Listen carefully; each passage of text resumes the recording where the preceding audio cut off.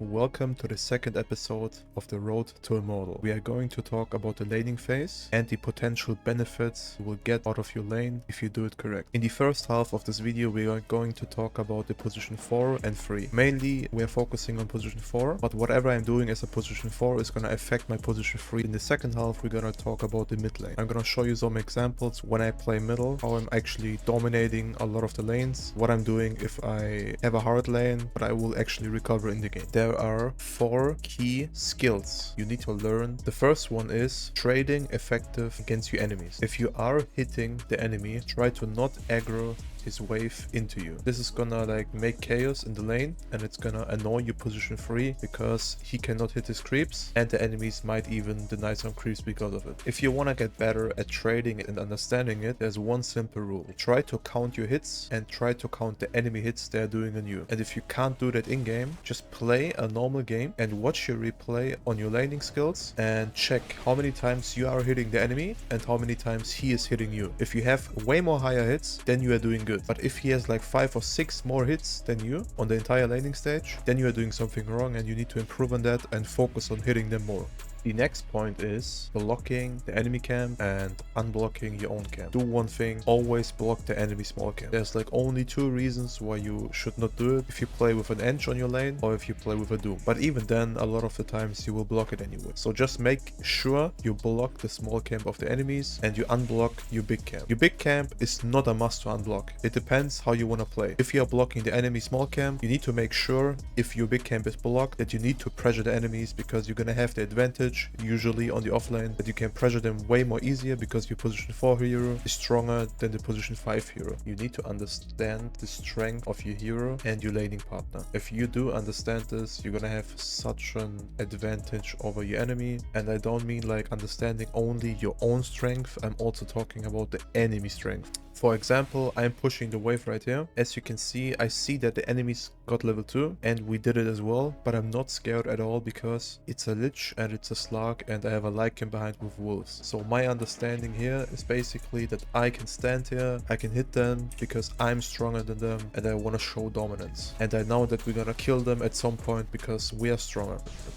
This is what happened right here. So if you understand your own strength of your teammate and yourself and the strength of the enemies when they can go on you and they can try to kill you guys, then you will have way more success on your lanes because you're gonna play more passive if the enemies are stronger, and you're gonna play way more offensive if you are stronger. The next point is gonna be the creep equilibrium. There are several ways of securing that. The first way is you push in the enemy wave. With that, you're gonna push your creeps into enemy tower, and if they are not killing the creeps fast enough, your second wave is gonna actually run into the enemy tower as well. And by that, you're gonna automatically push the enemy into your favor and you're gonna have a stable lane in front of your tower if you can hold it. The second way is you pull the wave away from the enemies and you just pull it between your tier 1 and your tier 2 tower if you want to, or whatever you want. And the third point is you re-aggro the wave by clicking on your enemy, and by that you're gonna pull the wave back like this and you're gonna maybe have a better lane position if you do it correct as well. And the last thing you can do obviously is you pull the neutral camp into your wave. Alright, I'm gonna show you this example right here, what I mean by that with the creep wave equilibrium and why it is so important, and it's gonna affect your entire game. If you're just looking at this play right there, the slug killed himself, he fucked up, but just watch what I am doing right now in Rubik. Instead of pulling the wave into my tower, I'm using the glyph, I'm avoiding the creeps running into my tower. Then I'm holding the wave in the spot until my Lycan comes, and then I leave for the water rune. I know I'm a bit late for the water rune, but it doesn't matter because I can see on the minimap my Kunkka is running for top rune, and I got enough time to run for bottom rune. And in fact, with this play, even the Wind Ranger fucked up because he was looking somewhere else and he just ran into me and he died against me and Kunkka. And I left the kill for my Kunkka. So that's the only reason why you want a stable lane equilibrium, because your offlaner has a free time. He's probably not gonna die. If he dies, it's his own fault and you are free to do whatever you want. For the example, on the mid lane, I'm playing a Earthshaker against a Tinker with a First Blood. So let's make that clear. My goal on this lane is definitely not to stop the Tinker. I just want to survive the lane, get my items, get my peak levels where I'm strong, level 6, and then I want to try to pressure him. And as you can see, my playstyle with Shaker is always re-aggroing creeps. I never want to lane a hero that is stronger than me. So I'm just like trying to avoid him and pushing my wave into his tower. So I'm gonna like have a stable safety stay under my tower when he's pushing in. Because if we're just looking right now, he's pushing my wave and I'm falling back. I'm still pulling the creeps back because I want the wave staying in my or in his tower. Because I do not want to play 1v1. It is not worth pushing the wave again by re-aggroing. So the wave is gonna push into me. And he's actually holding the wave, but he fucked up. He pushed it back in because I ran to him and I tried to pressure him. So he doesn't like just puts the wave in front of his tower. And because of that, the wave is gonna push in again. And I'm gonna have a chill time under his tower. And after that, I'm gonna have a chill time under my tower. So think about this as well a lot when you play middle. You can play around pushing waves and re-aggroing waves a lot. And if you do that, you're always gonna have a chill time. You do not need to stomp your mid lane or destroy your enemy mid. It is sick and nice.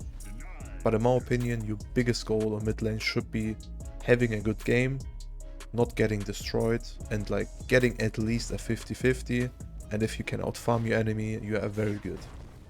Because as you can see on the net worth, my net worth is lower than him, but it's only because of the first blood. If we are looking at the pure CS, I'm higher than him right now, and I'm gonna probably be higher than the entire laning stage. Because I'm just like playing for my farm. I don't want to pressure him, I just don't want to touch him.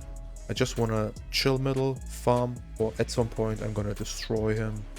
And my supports are gonna come middle and we're gonna womp him together, or we're waiting for my blink. Whenever I play middle, I recommend you play for your timings. You don't need to kill somebody. It most of the times doesn't even help you. It does the opposite. It like makes you feel better and you automatically might play worse because you think the enemies are bad. So just play for your timing, play for your strength, and don't overcommit too much whenever you go for kills. Farm is always better than kills early on. Later on, with kill streaks and whatever, it is sick to have like safe kills, but never go for risky stuff. So always like pull your waves back whenever you play in a bad matchup, stay under your tower, stay under the enemy mid tower, and just enjoy your time and farm up. Quick reminder, I'm a main position 4 player, not middle, but I love it to play mid as well. I hacking enjoy it, solo laning, plus I have a hero pool that allows me to play middle with my main heroes too. So yeah, I hope you appreciate the content. Leave a comment below that video if you enjoyed it and tell me what you think is good and tell me what you think is bad. Plus, I made a Patreon yesterday where I'm gonna start coaching people again. So if you are interested in coaching, feel free to message me. And if you are interested